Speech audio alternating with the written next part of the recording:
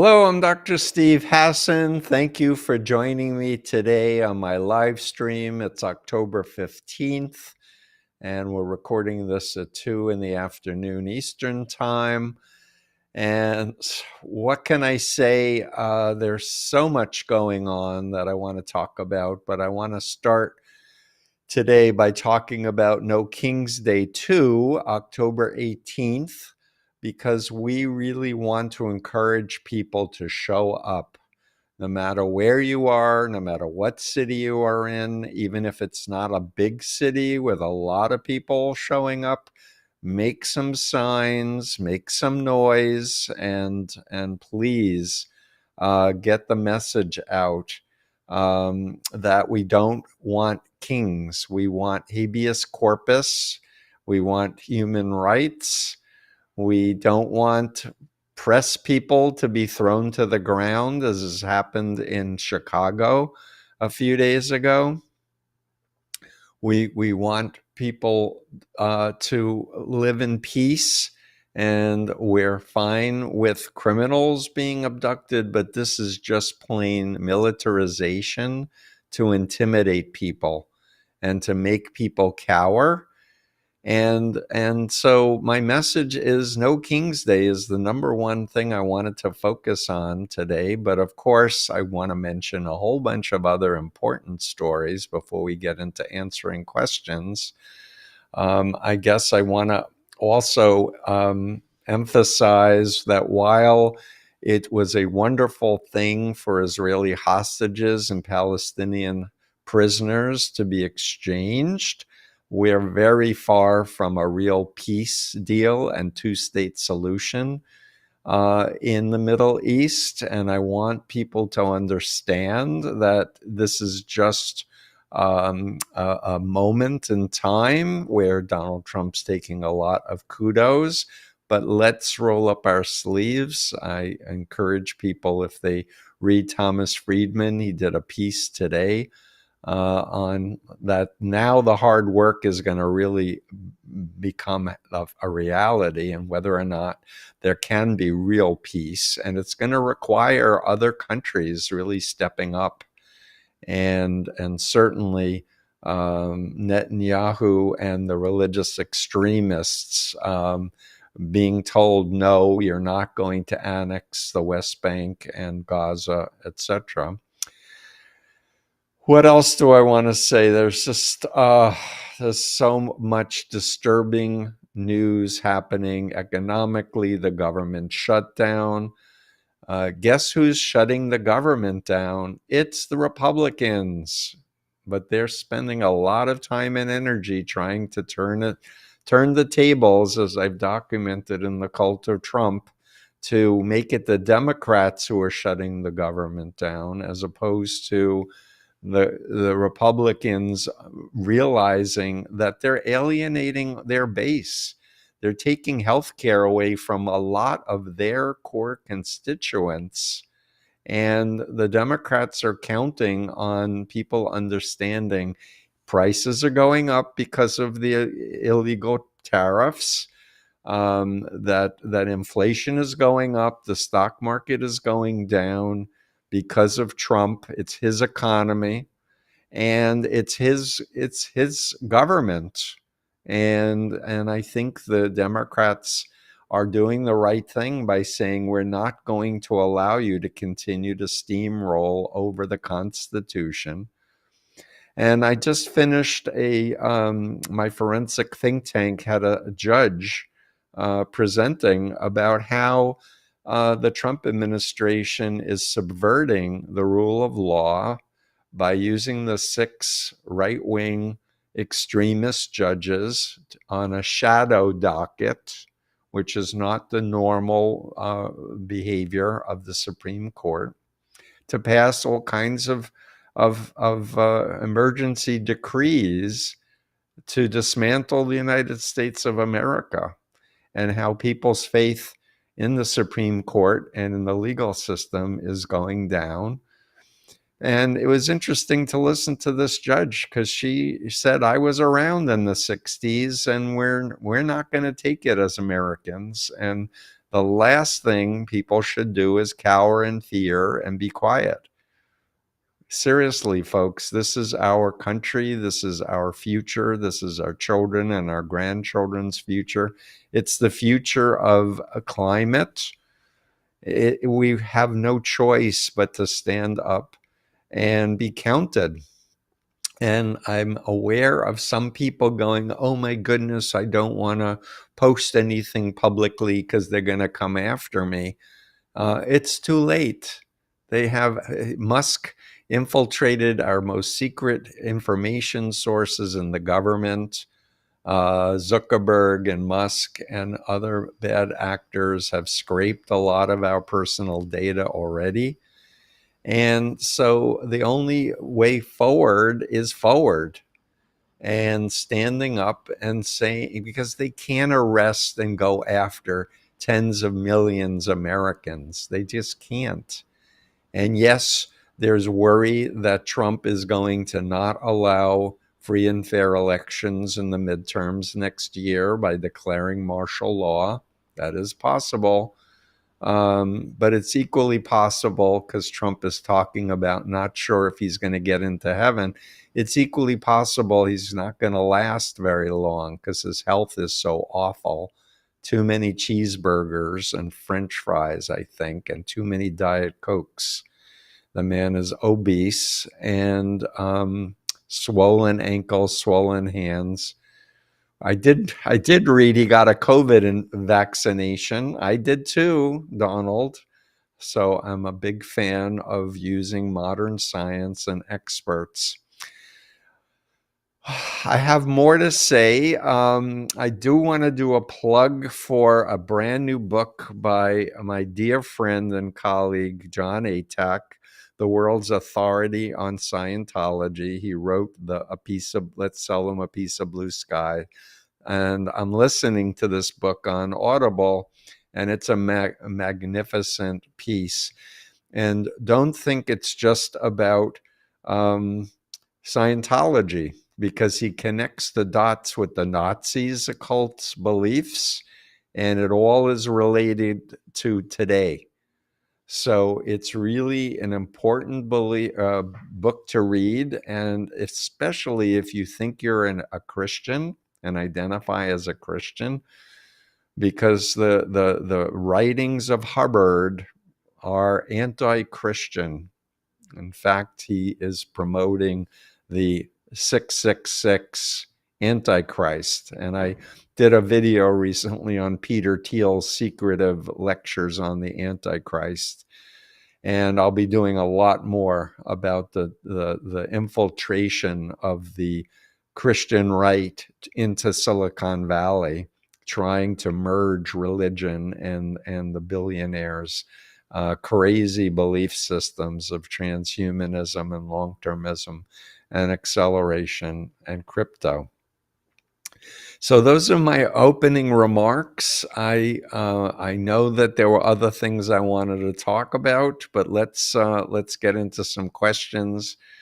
Let's see, Jay to go. Those of us aren't afraid. What can we do? What does standing up look like?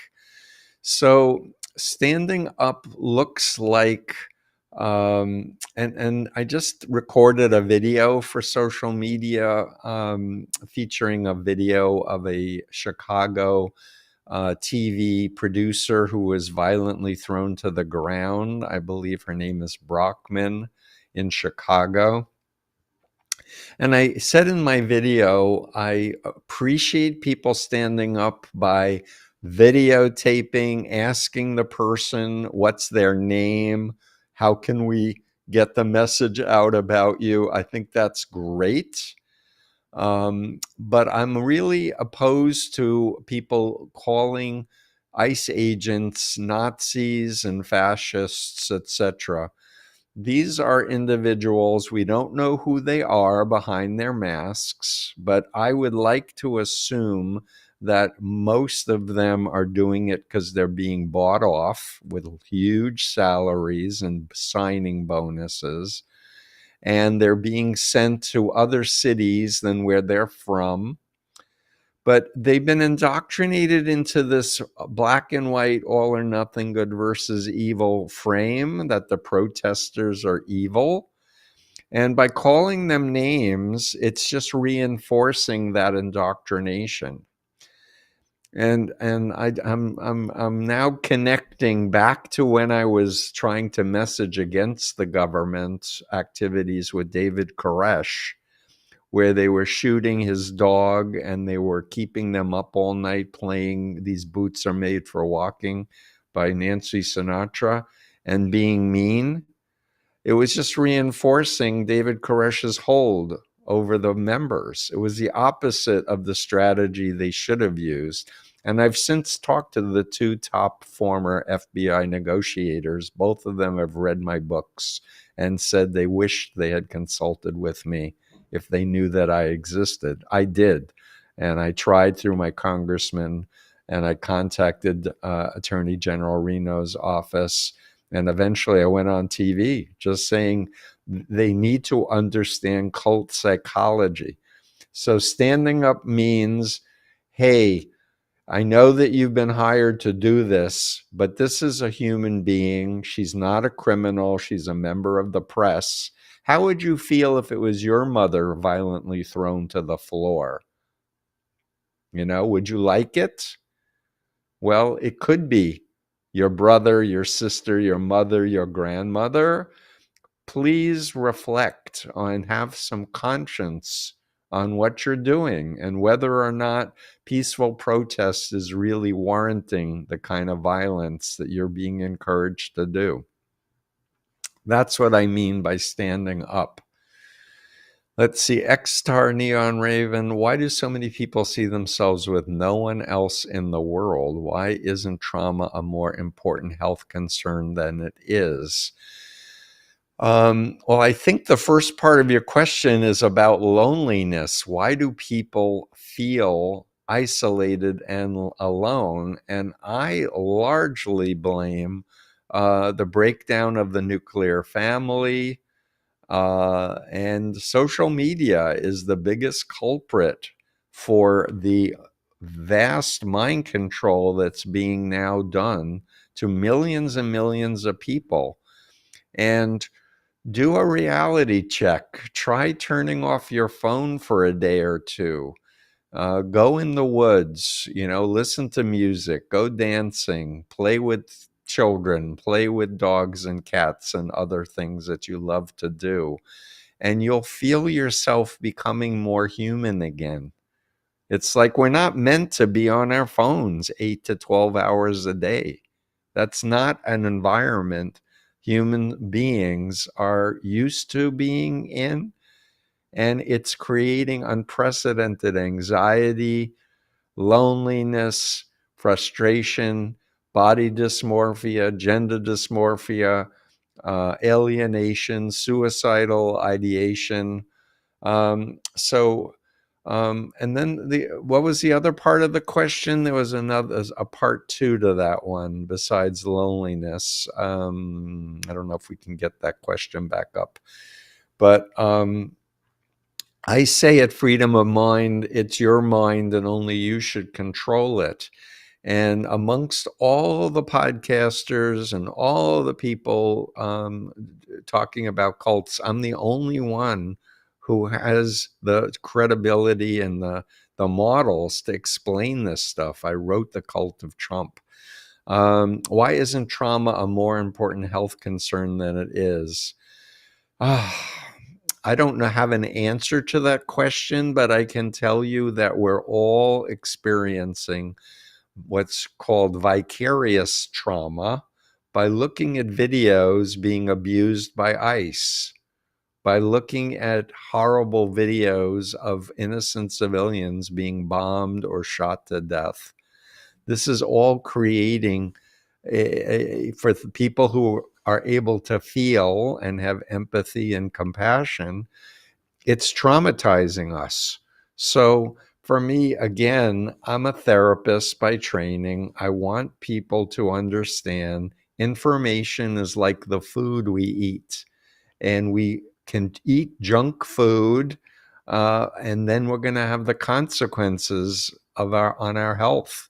If we're not eating healthily, or if we're eating too much, we're going to get obese and such. And I really want people to start realizing that their mind, their resources are precious, and not enough people are getting 7 to 9 hours of sleep. And this is a really important thing for us to rebalance, to store memory, to help our immune system. And there are sleep hygiene techniques. You can Google sleep hygiene techniques. And if you're not implementing them, do them, please. Focused lady, question: if someone gets coerced by a cult to use violence, does it hijack the reward system in the brain to make the use of violence enjoyable? And can that be behaviorally reversed in most cases? Let me think about that. If someone gets coerced by a cult to use violence, and if you've been listening to me, I've said as a Mooney, I was indoctrinated to die on command or kill on command without hesitation. So I'm going to try to answer that question. If I think of myself as a Mooney, does it hijack the reward system in the brain to make the use of violence enjoyable? I don't think so. I mean, to the best of my ability, if Moon said, take that AR-15 and shoot that crowd of people, I would have done it. And it would have been really loud and noisy, and there'd be a lot of blood. But then I'd get shot, or I would get arrested. And I don't think I would have enjoyed it. I think I would be trying to use the cult programming to say that I really didn't kill them. I sent their spirit to the spirit world, or we'll save them later. I was just taking their physical bodies away from them. And as far as being behaviorally reversed, I really believe that mind control is not permanent, and that with educated family, friends, and just former members interacting, sharing their stories, I believe we can help millions of people exit all types of authoritarian systems. And I really want to encourage you to go to bitemodel.com for a free anonymous survey. It's a scientific survey that I'm running right now that will give you, after answering some questions, it will actually give you a number of how authoritarian the relationship you're in or the group you're in is, or how healthy it is. So it's something you can do privately. No one will know it's you. And the only way to know it's you is if you then email me at center@freedomofmind.com, put in the subject line feedback on the bite model, and identify yourself and say, I just did your survey, and tell me feedback. Did it help you? And did you like the 20 question variation, or the 40 question was better? And did they give you the same numbers? Is what we're studying right now, because I would like to create a scientific model for judges and juries for any democratic system that still has rule of law, to be able to say someone's been brainwashed or mind controlled or trafficked. Thank you for putting up bitemodel.com. I want to put in an appeal for people to come on my Substack. It's Stephen Hassan. And we're anticipating an article that we put together on the Russians who are kidnapping Ukrainian children and brainwashing them to believe they're Russians, and against their culture and against their family. And it's going to go up on Ukrainian American Lev Parnas's Substack. I think we'll have a version on my Substack too. But I really want to connect the dots with what the Russians are doing strategically, how it compares with Adolf Hitler's use of getting the children away from German parents and indoctrinating them, and with ending with a positive note that this brainwashing can be reversed. Hannah on TikTok sent some TikTok gifts and said, "Thank you so much for all you do, for not only voicing others' concerns, but offering reassurances." Thank you, Hannah, so much. And I feel called to do this work. People say, "Really? You feel called?" I'm like, "Yeah, this is my life work. I've been doing this full time for 49 years, and I feel like my work has never been more important. And I don't have a big platform. I mean, I have a growing social media platform with my hearty team of FOM, but we need big influencers to learn my work and share it with much bigger audiences. And we want to encourage more people to spend time in real life with people, and less time just pursuing followers.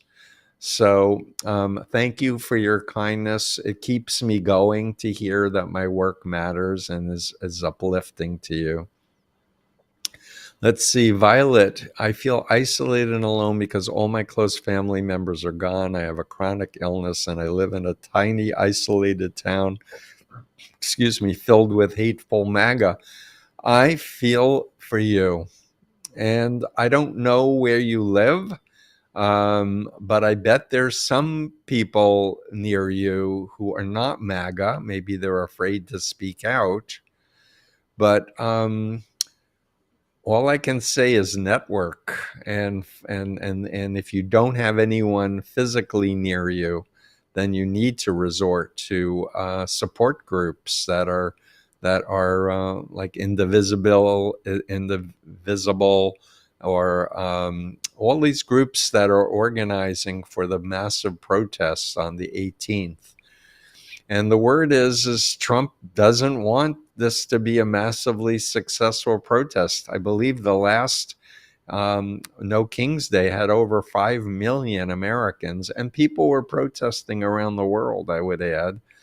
And it would be great to have 10 million or 15 or 20 million Americans in the streets saying, "We want our Constitution, we want our Bill of Rights, we want habeas corpus, we want rule of law, we do not want to be serving a dictator who's abusing us and lying to us, much less someone who is best friends with Jeffrey Epstein and who has been documented abusing women for most of his adult life." And on that note, I did a video about how Mike Johnson has refused to swear in the latest democratically elected congresswoman when he's sworn other people in automatically, because she would be the 218th vote to discharge the Epstein files. And Trump wants anything but these files to become public, because then he's a pedophile to everybody, because he's all over that. Let's see. Thoughtful Planet. Steve Hassan, thank you for your work. What are your thoughts on Tulsi Gabbard? How is the intelligence branch contributing to or resisting the Trump authoritarian agenda?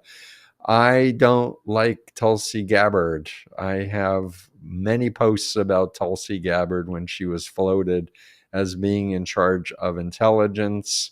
She's not a good actor. She doesn't care about the law. And I don't know if you watched in the Senate oversight inquiry, she refused to answer any questions. All she did was go into her written notes of what negative things to say against the senators who were just asking her questions that, as the director of national intelligence, she should have the answers to and answer honestly. But she didn't. So, unfortunately, to remind everybody, the Heritage Foundation Project 2025, which is Opus Dei, wanted loyalists only in this Trump administration starting January 20th. And so they systematically started getting rid of anyone that was going to not agree that the 2020 election was won fairly by Joe Biden. They needed to swear their allegiance to Trump, that election was stolen. And Charlie Kirk said the election was stolen and the Dominion voting machines. And we know that many hundreds of millions of dollars were paid because of the lies about claiming that the voting machines were hacked. They weren't. Chris Krebs said so. William Barr said so. So this allegiance and getting rid of inspector generals in the military, getting rid of people who are ethics, all the checks and balances have been systematically dismantled. And so we are facing what Bill Maher calls a slow-moving coup. And when I first heard him say that, I said to myself, it seems pretty fast to me. But then I realized that most coups in the past and banana republics where just the military rolled into the residence of the dictator and arrested him and killed him or carted him off. So in that sense, that's a fast coup. But we're experiencing a coup. And Russia is delighted. Oh, by the way, I listened to a very interesting piece by The Atlantic that Putin is not doing well. He's not strong. He is promoting an illusion that he's a Superman and that the Russian people love him. But the economy's not doing well. People hate him there.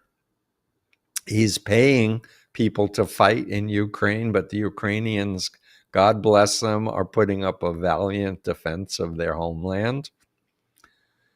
And I support Ukraine and I support NATO. And I don't want Putin to be appeased in any way, shape, or form.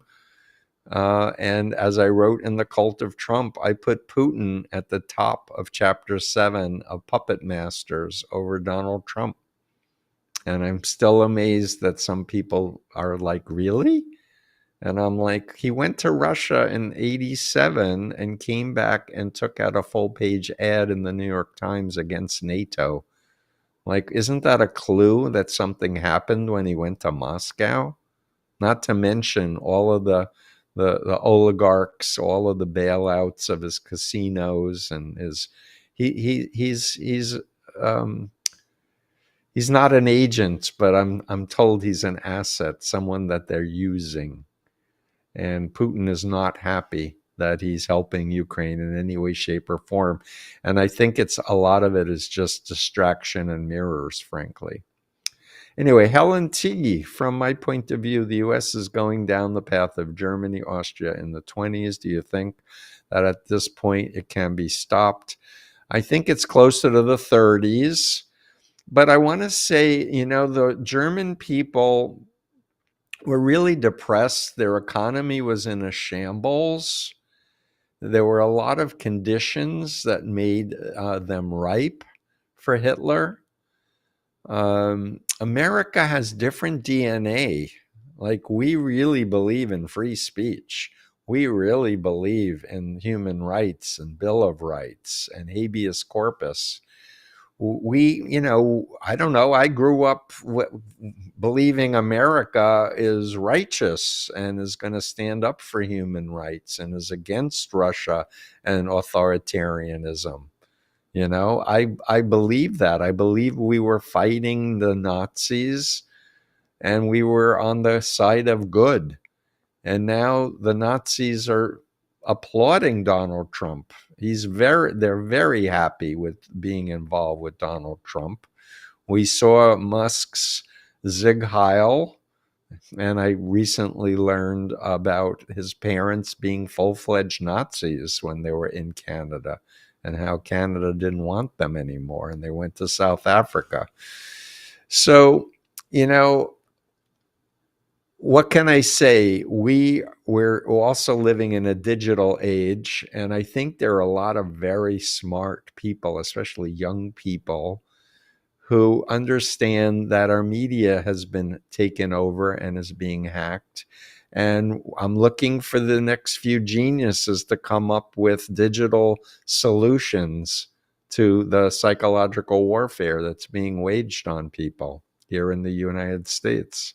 In the meantime, we need to be in each other's life, in real life, and feel, celebrate being human.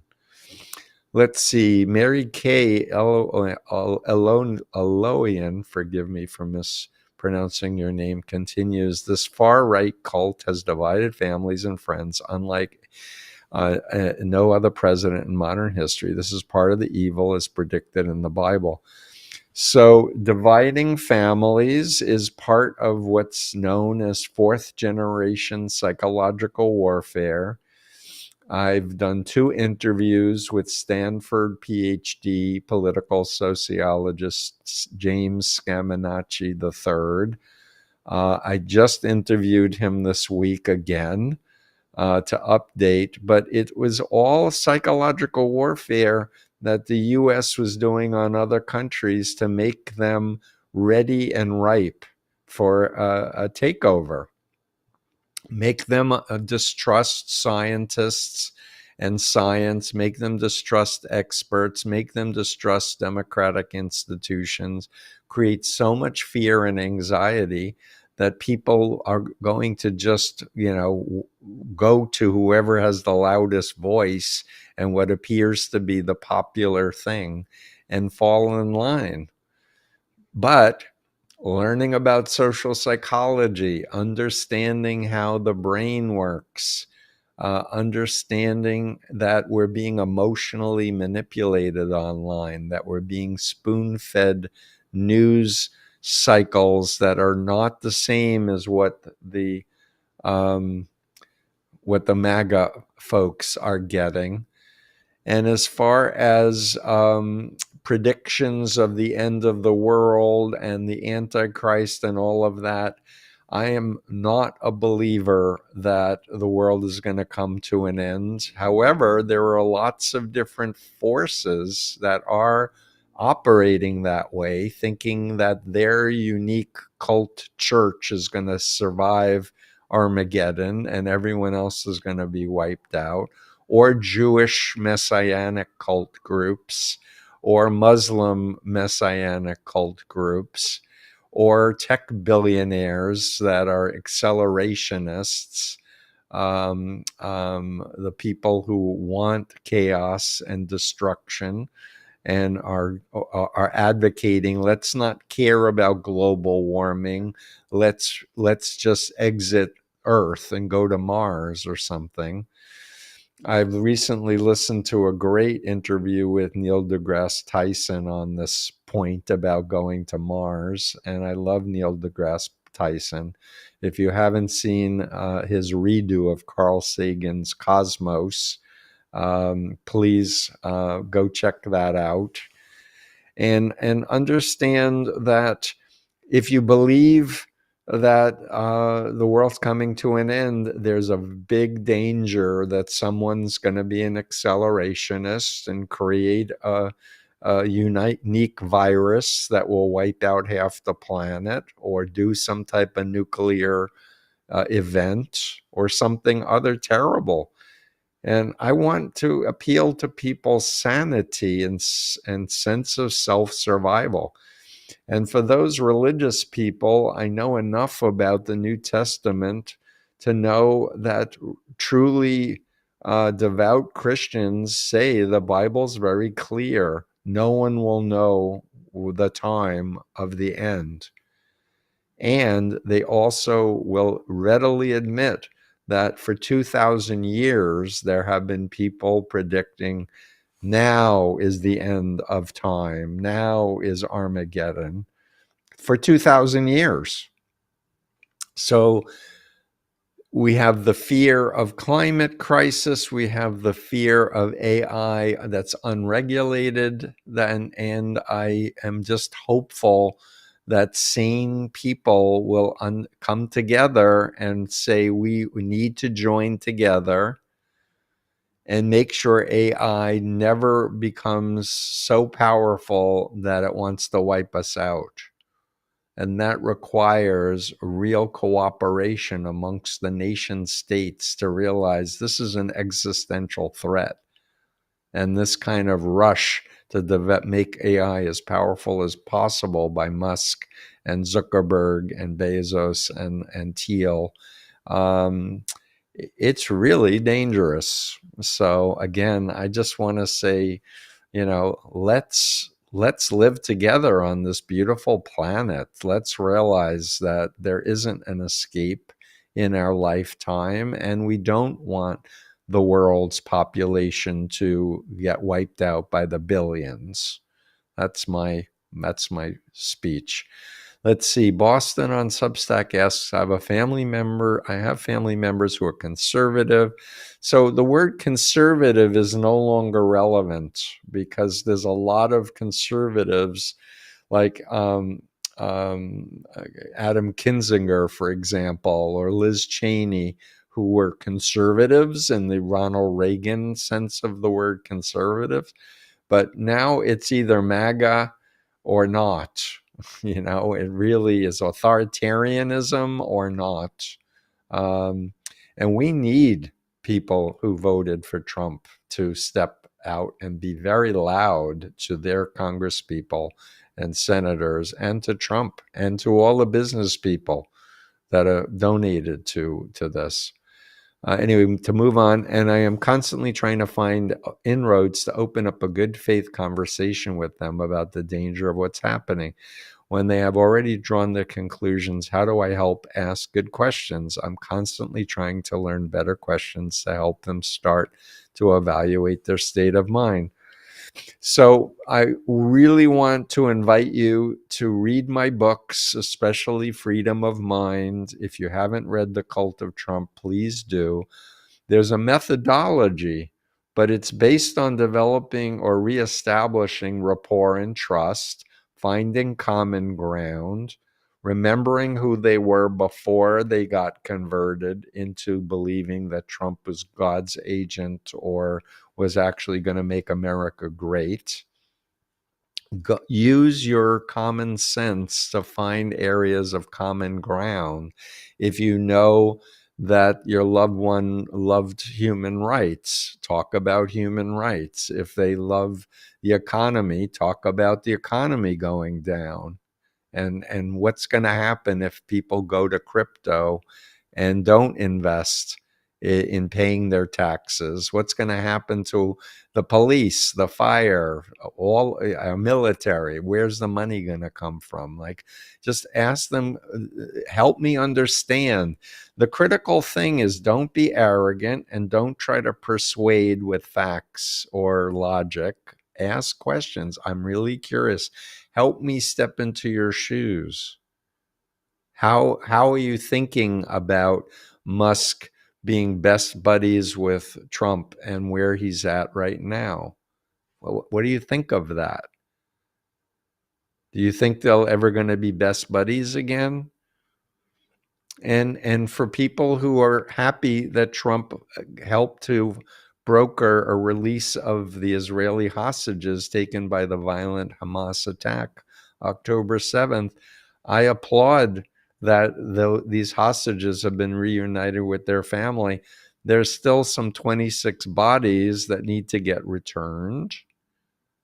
And the promise that Hamas has to disarm. And there needs to be an acknowledgement by Netanyahu's government that there won't be an annexation of Gaza and the West Bank, that there'll be a two-state solution. We have a long way to go, folks. And just getting the remaining Israeli hostages back and a cessation of the bombing doesn't mean there's Middle East peace. Like, I'll believe it in 6 months if there's real efforts by the Middle Eastern Arab countries and Trump and NATO countries to really broker a two-state solution. And then I'll be very, very happy. Let's see, Nancy Wallace. Thank you, Nancy. You're one of my stalwart live streamers. I appreciate their super chat money. And Nexus just gave a $50 super chat. I think that's the most, Cami, we've ever gotten before from a single person. I remember $20 in the past. But anyway, what do I do with the money? I'm paying my people to help me with messaging, to get articles written, to do social media, to get my work out. Most of my money is coming from consultations I do to help people recover or to know how to help a loved one who can afford me. And I'm looking to get enough $5 subscribers monthly on Substack or on my YouTube channel so that I can expand my operations and not pare it back. So I really appreciate that help. And I have still a lot of energy and a lot of good ideas, but I don't have access to the corridors of power where real influencers, people with 5 million, 10 million followers, read my stuff, know that I'm an authority on brainwashing and mind control and how to help people exit, and really start putting the real resources we need to do to counter this authoritarianism. And I truly believe the solution is going to be bottom up and not top down. So I want, and Svi Harkin, our work cultures like a cult. Great question. And my podcast has been renamed Cults, Culture, and Coercion. And the beauty of the bitemodel.com survey is you can fill it out for your work situation, how your boss runs the office and the rules and regulations, because it looks at behavior control, information control, thought control, and emotional control aimed at making people dependent and obedient. So it's a very practical, the bite model of authoritarian control is a very practical model. You can go to freedomofmind.com and download the entire model for free. You can download the entire influence continuum graphic for free. And it's a simple way to help people organize what's ethical influence and what's unethical influence. And it's crucial that people who are listening to me understand I was in the Moonies cult. I was a true believer. I became a right-wing fascist. I was deprogrammed after a near-fatal van crash with the help of my family's intervention. And when I woke up, I was so horrified because I thought I was a smart, talented, educated person from the middle class. And look what they did to me. So here I am 49 years later, 2 masters and a PhD, 5 books, 4 TEDx talks. I'm trying to tell people, hey, this is a real thing. It's curable. And we need to work together and get past the idea that brainwashing only happens to weak, stupid, vulnerable people, and understand we're all humans. We can all be tricked. We can all be deceived. We can be hypnotized without our consent or even awareness. And I want to say on the topic of hypnosis, stage hypnotists tell a lie to their audiences. I don't know how many people listening to me at this moment have seen a stage hypnosis demonstration. I know TED Talks has at least 2 decent ones that are up, but they tell a lie. They say you'll never do in trance what you wouldn't ordinarily do. And that's not true. That's just categorically not true. You can be given a frame, like pretend you're an actress in a movie and your character has to take a gun and shoot your partner. If you're hypnotized and you're told that this is what you have to do is pick up the gun that they put in your hand and shoot, you're going to do it because they altered your reality. And the important thing is to understand being in trance is not evil. It's not bad. It just makes you more vulnerable to suggestion by bad actors to put ideas in your head that aren't yours. Let's see, X-Star Neon Raven, why have people lost sight of their humanity and the humanity of others instead of living in their heads and pathology? Is it Trump contagion? Let me try to unpack this question. Why have people lost sight of their humanity and the humanity of others? Good question. All I have as a personal reference point for myself is that my sense of reality got redefined. And I want to quote the movie chain that is most guilty or responsible for recruitment into mind control cults. It's called the Matrix movies. And what's the theme is they say, you think you know what's true, but it's not. There's an alternate reality, and we can help you find it and know the real truth. That's the storyline with ISIS. It's the storyline with the International Churches of Christ. It's the storyline with so many destructive cults. And so we are human. I can feel myself. I can feel my pulse. This is reality. Humans are embodied minds. When people tell you, no, you're just a meat locker, you're really from another planet, you're an alien, or you've lived in past lives before, I'm like, excuse me, come back to the here and now in your body, and let's realize science matters, facts matter, and let's proceed with reality testing from there. And my friend and colleague Bandy X. Lee, forensic psychiatrist who edited The Dangerous Case of Donald Trump and several other volumes, she likes to call it Trump contagion.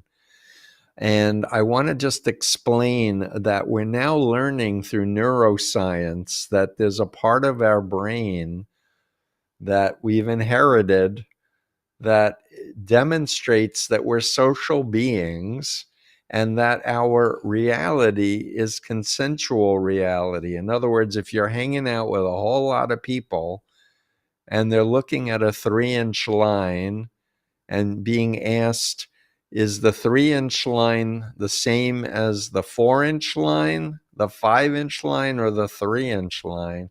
If everybody in the room is saying the 5-inch line is a 3-inch line, you're going to have cognitive dissonance. You're going to say to yourself, it looks like the third one is the same size, because we know math, 3 equals 3. It doesn't equal 4 inches or 5 inches. But in order to fit in with everyone else who's saying confidently the wrong answer, 2/3, this is from the Solomon Asch conformity studies that started in the 50s. It's been replicated a billion times. I'm exaggerating, maybe 1,000 times.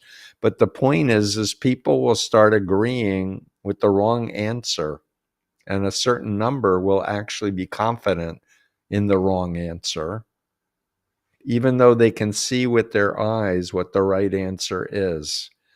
This is a feature of the human experience that we want to fit in. Another example that I read in a fascinating book by neuroscientist Emily Falk called What We Value was the example of going to a particular restaurant with friends, knowing you like the pizza there. You always order the pizza there, but you go with friends and they all order the spaghetti. A large number of people will order the spaghetti just to fit in, this consensual reality thing.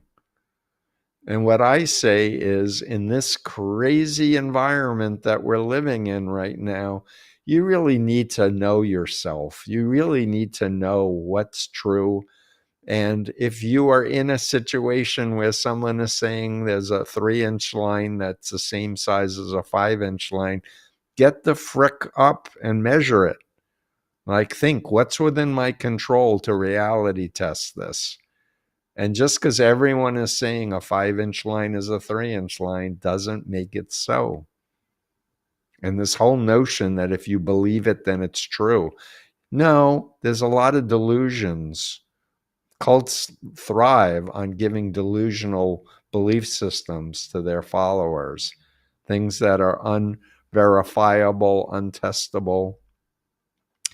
Kelly Ann, do you think that mainstream corporate media is becoming cult-like or a cult in itself? I'm afraid so. I'm afraid so. And I've mentioned in previous live streams, I believe, that Brian Stelter, who used to have the show for many years on CNN called Reliable Sources, wrote a book on Fox. And he literally gave the history of Roger Ailes and interviewed many people who worked at Fox. And he called it a cult. You know, it was a cult to advance propaganda, but also make money. And so now we have another angle that I'd like to comment on, and that's just that we need each other. Humans need to trust each other. And if you are putting your monetary bottom line ahead of the safety and the trust of the community, your values are warped, buddy. And who should be telling the corporate heads that your values are wrong? I think everybody, especially their family members, their friends, and especially their children. And not, like yelling at them, but asking them, how could you do this? How can you sleep at night knowing you're doing this? This is my future. I'm your son. I'm your daughter.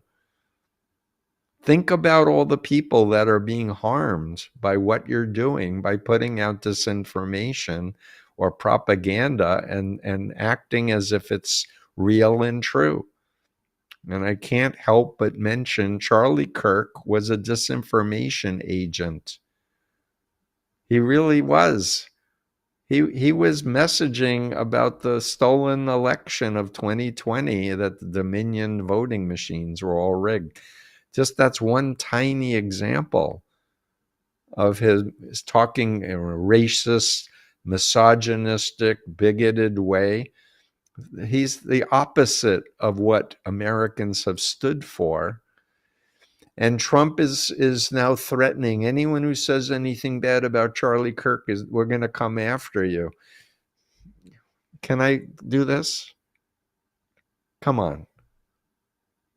We do believe in free speech. You used to say you believed in free speech. We actually believe in free speech. So let's see. Cammy Lee says, Stormy on TikTok says they can't use Substack because they are visually impaired and video is more accessible for them. Stormy says, I think disability rights are very important. Most people don't talk about it. Thank you, Stormy. I agree. Disability rights are important, and I don't know what to say about Substack. To be honest, I'm still learning about Substack. We're trying to develop Substack, but I am recording things so you can listen to me. And I have my books are all recorded as well. But right now we're talking about people who've lived in the U.S. for decades, paid Social Security, who are now being thrown to the ground, handcuffed, and deported. They won't have access to all the money they paid into Social Security. To me, this is happening on large scales around the country. Not that disability rights isn't important, it is. But right now there's like a fire that's happening in the house, and we have to rush to put out the fire. And I want to say again, Don't silence yourself. I had a colleague on my forensic think tank said, I'm nervous about saying anything publicly because they may scan my social media. And I said to him, it's too late. They already have everything on you. There's surveillance everywhere. And I really think that by caving and trying to merge with the masses and pretend that it doesn't bother you what's happening is a big mistake that you're going to regret. So let's see. Kathleen Hamlin on Substack asks, is MAGA the largest cult you have encountered? No. The largest cult, in my professional opinion right now, is the Chinese Communist regime. Has 1.5 billion people in it. It's a political cult, but it's bigger. And I keep getting very distressed when I hear people saying that most Americans voted for Trump and MAGA. They didn't. Half of Americans eligible to vote didn't vote in the last election.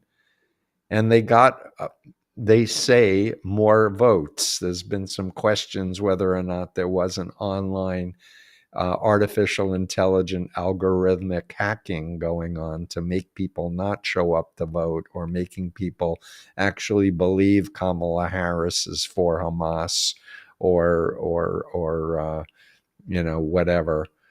But no, the country's divided, and the half of the country that didn't vote, we need to register them to vote. We need independence. We need everybody to step up and say, we want peace. We want prosperity. The economy was great when Donald Trump took power, and now it's going in the gutter. It's going in the gutter. Is that what you want? Is that what you voted for? Is that what making America great again is, to destroy our economy, to dismantle our checks and balances, to take away all the scientists from the CDC that are going to be able to protect us from the next pandemic? And trust me, Trump just got a COVID shot. He believes that COVID is real. And there will be another pandemic, and we're either going to be ready with the technology to create vaccinations, or we're going to make people afraid to get vaccinated.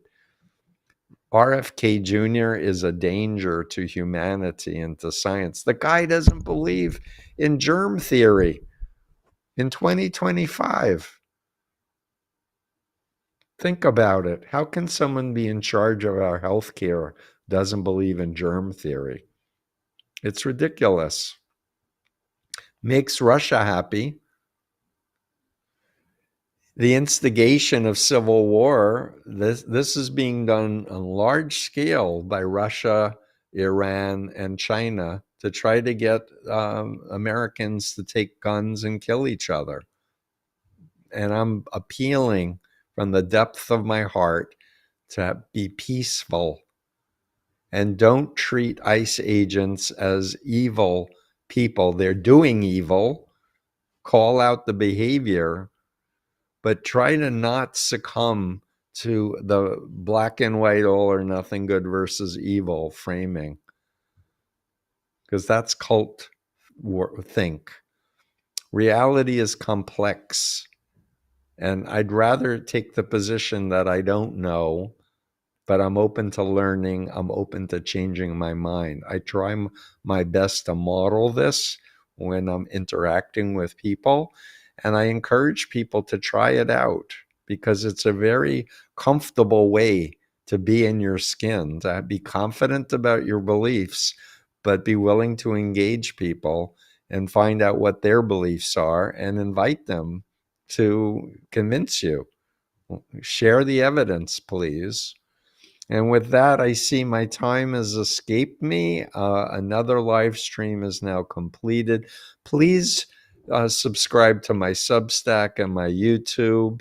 Please have hope. Please understand. I mean, I'm telling everybody, for myself, I'm just wanting to be very zen. I'm Jewish, but I believe in just being in the here and now. And yes, we can worry about 2026 elections because there are indicators that there won't be free and fair elections, but we have to act as if there will. And in the meantime, talk to your loved ones and friends. If you've blocked them or muted them or whatever, just start to rekindle the relationship. What do you think? I care about you. I miss you. Let's agree to not talk about politics. Let's go bowling, or let's go fishing, or let's toss a football around, whatever. But let's be human together and bring out the best in each other. It really makes us feel better to help others. Think about it. And remember, it's your mind and only you should control it. Thanks to my team. See you later.